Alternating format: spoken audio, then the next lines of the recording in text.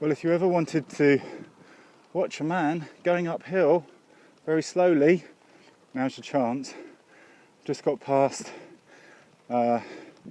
Marseilles, left Aix, don't know how you say it, Aix-en-Provence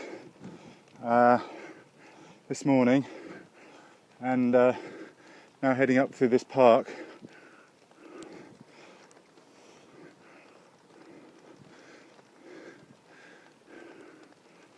As you can see,